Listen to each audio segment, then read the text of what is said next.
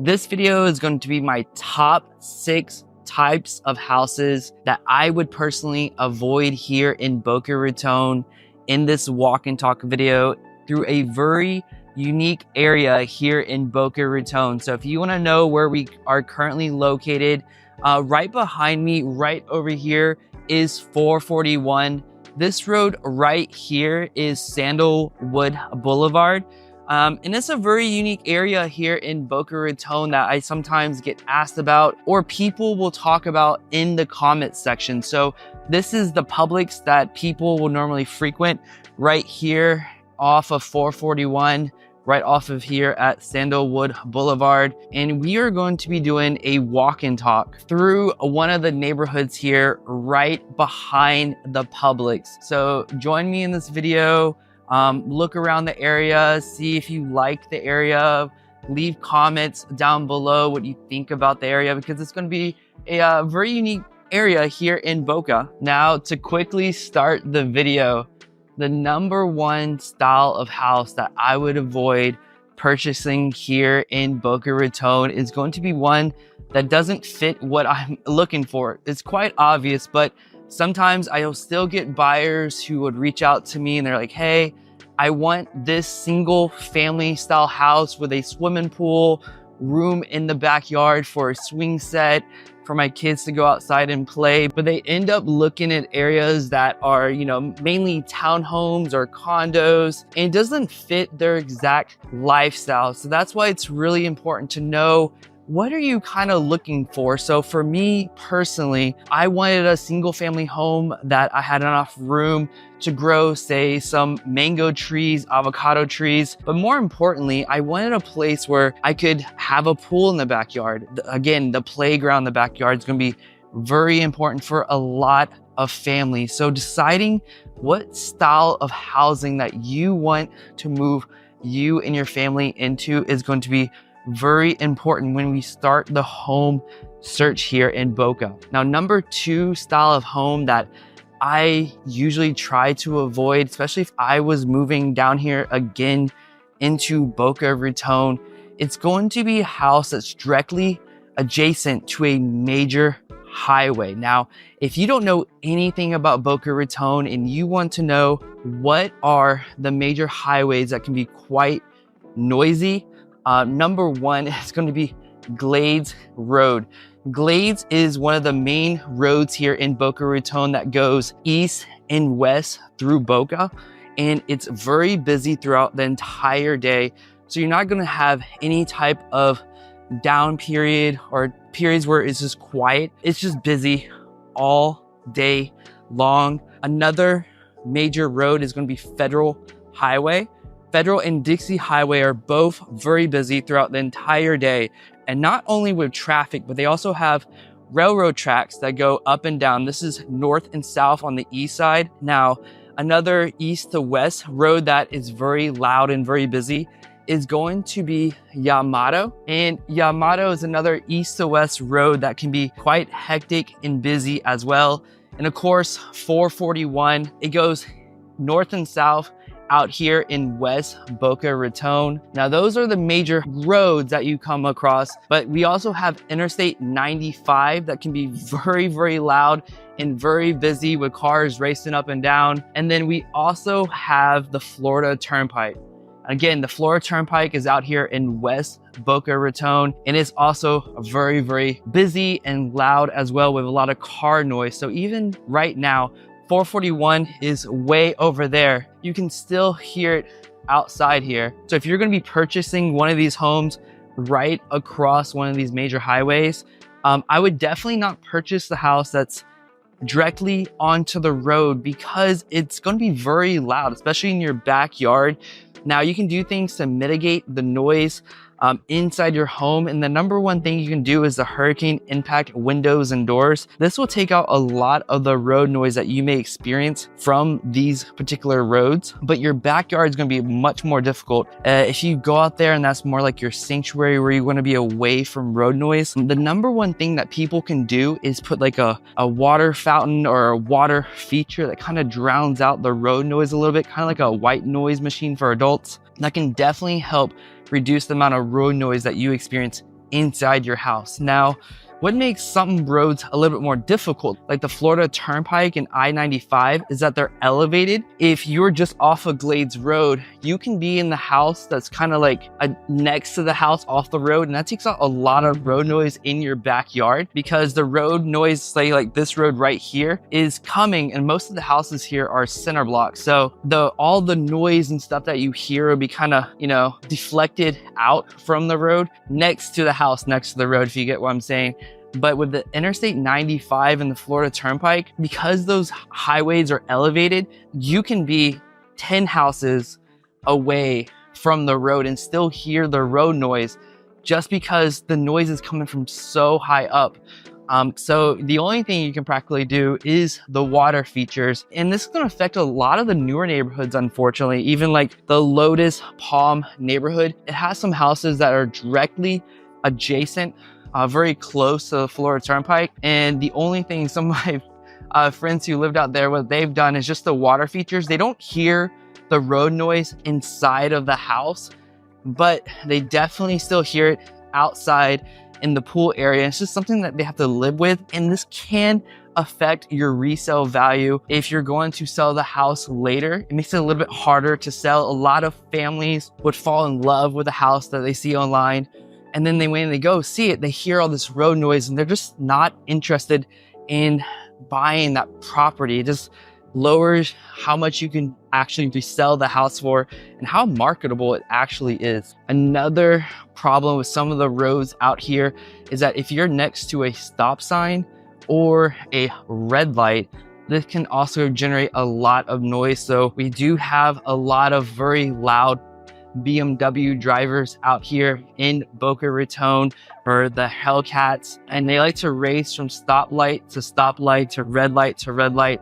And unfortunately, if you live right next to a stop sign or a red light, it can definitely generate a lot of road noise because they're literally slamming on the gas to get wherever they're going very quickly.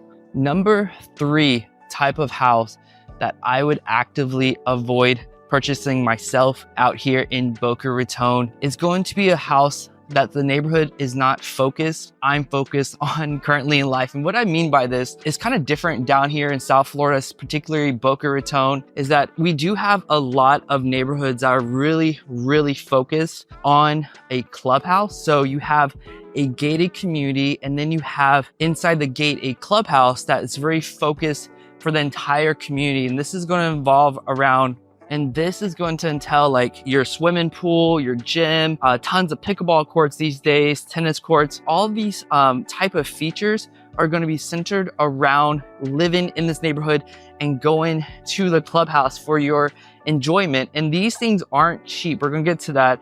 You're going to be paying over $1,000 a month in a lot of cases for these pickleball courts and other features that you may not actually enjoy, but some of these are absolutely amazing. You can get restaurants in them, pretty much anything you want. Some will have like little mini grocery stores in them. Anything you want, you can get inside of one of these clubhouse style neighborhoods. But again, like I said, you're paying sometimes over $1,000 a month. And some people love playing pickleball throughout the entire day. Some people absolutely hate hearing the pickleball throughout the entire day. Remember, if you live next to the clubhouse, you're going to be hearing pickleball a lot. So you better love the sound of pickleball or live a little bit further away from the clubhouse. And I find a lot of couples, especially if they have, you know, a stay-at-home parent, they love this type of setup because it's easy to take your kid to the clubhouse swimming pool. They can go there, swim with the kids, and see the other neighborhood kids, and everything's just kind of located. It makes it sometimes easier just getting your golf cart, stay in your little neighborhood. And that's perfect for some families. For my own,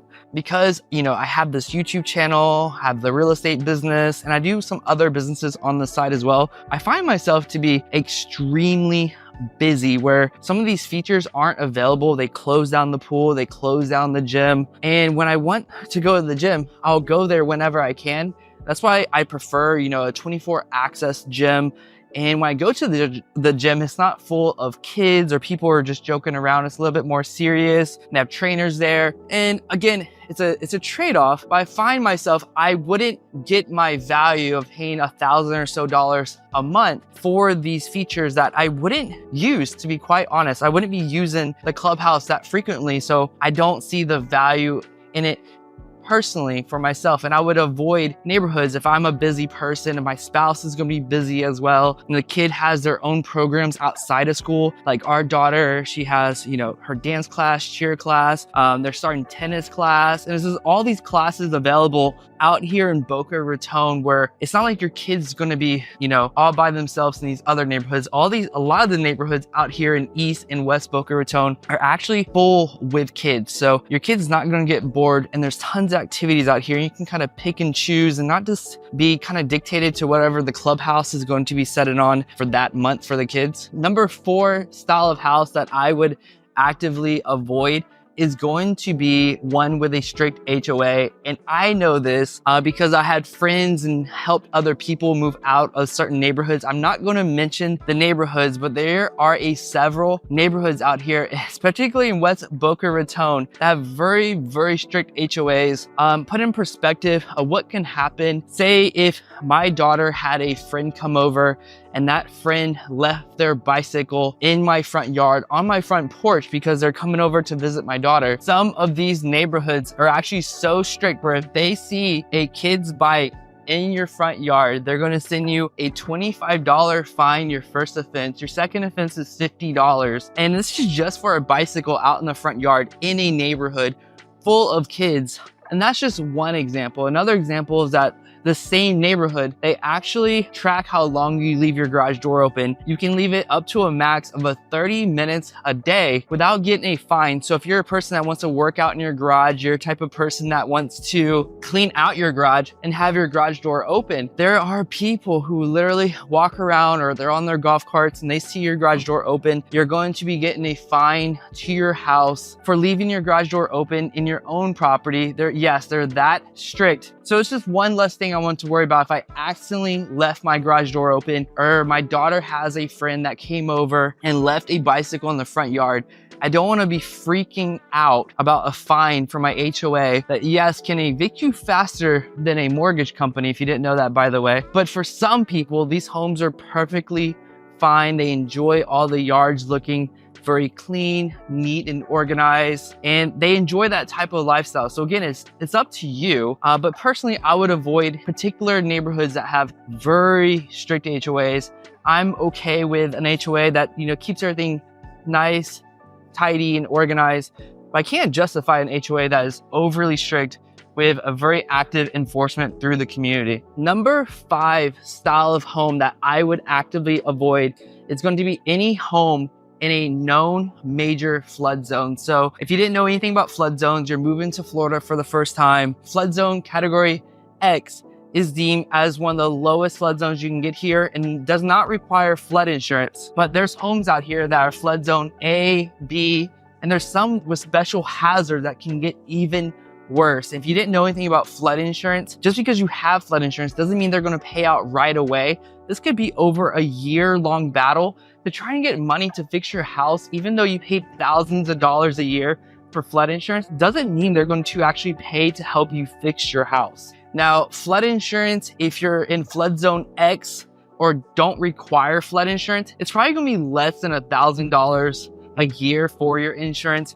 If you are required to have flood insurance, you can definitely expect to be paying over $10,000 a year in certain circumstances for your flood insurance. And again, you may not even get reimbursed when the flood actually occurs. Now, number 6 in the final style of home, and probably one of the most important style of homes to avoid if you don't want to fall for any traps down here in South Florida, is a poorly remodeled home. And why is this such a trap? Is because you're paying a lot extra for a quote unquote turnkey home that is prettier than a home that's out of date and needs remodeling. So you're paying extra already for this home. But for some of these poorly remodeled homes, they're going to IKEA, they're getting the cheapest cabinets possible in the kitchen, and they're putting these fake quartz countertops on the counter, and a lot of buyers don't actually know the difference. And some of these kitchens probably won't even hold up 5 to 10 years down the road. So you're going to have to replace the kitchen regardless once the press board starts falling apart from being wet. So it's as if you're paying extra for the house twice. You're paying extra for this pretty house to look at when you buy it, and you're paying extra to fix the pretty house once it falls apart in 5 to 10 years. Another poorly remodeled trick down here in South Florida is that we have these beautiful tile roofs that can be quite expensive to replace. And what they do, they actually paint the roof black. And this does several things. One, it's a very popular design trend currently down here in Boca Raton, in South Florida in general, but it also hides a lot of potential damage to the tiles currently. So when they get up there, you're not gonna have a leak. It's freshly sealed. The roof is 70 years old, but it looks new. It looks appealing because it's freshly painted. I have 2 other bonus things I would actively avoid when purchasing a home down here in Boca Raton or South Florida in general. Number 1 is the remodel homes with the LVP, the luxury vinyl plank flooring. It's the vinyl floor, not the wood. If you don't know anything about this, it works very well in a lot of areas, but down here in South Florida, it stays very humid throughout the summer. They don't put a humidity barrier, vape barrier, whatever they call it, underneath the floor. The floorboards actually start warping upwards, and all that floor is not gonna make it past a few seasons down here in South Florida, in Boca Raton. So you've got to make sure they put the proper barrier down underneath the luxury vinyl plank, or you're gonna be replacing the floor pretty quickly down here because of all the humidity. And number 2, it was popular in some of these older homes. I haven't seen it that frequently, but I have recently saw 2 homes in the past month where they had tile countertops. And this is, you know, I don't see this frequently, but I can only imagine how much trouble it would be to keep the grout in between the tile very clean, neat, organized, and just sanitary in your kitchen. I would just avoid this if I was purchasing a home. Again, you may like the look. I've seen it twice in the past month. I've never really seen it before. One was on a remodel home, and another one was just on an older home. Again, tile countertops in your kitchen is a decision that I wouldn't be making if I was going to be purchasing a home. So if you like walk and talks like the one we just did, you got to see a new area of Boca Raton to figure out a little bit more what it's like with or without our discussion today. Again, 441 is right in front of me. This is Sandalwood Boulevard. And if you're wondering what else is around here, it's the Publix right here on the corner I'm walking back to right now. A little bit north here on 441 is going to be the Walmart, the Lowe's out here in West Boca. And again, the objective of these videos is to give you a general idea of what it looks like during the day. If you want to know what day it is a Thursday, December 12th. My wife's birthday is tomorrow. It looks like it's partly cloudy at 70 degrees and very windy out here. So hopefully when I'm editing this video, the wind noise isn't too bad from the microphone right here, but we won't know until the editing process. Other than that, I hope you have a beautiful day. Again, if you like the video, subscribe if you want to see more content like this. And if you're thinking about moving down here to Boca Raton and need somebody who will help you figure out the exact areas here in Boca that you and your family may enjoy, reach out to me. My contact information is below. I'd love to help you and your family. Other than that, take care.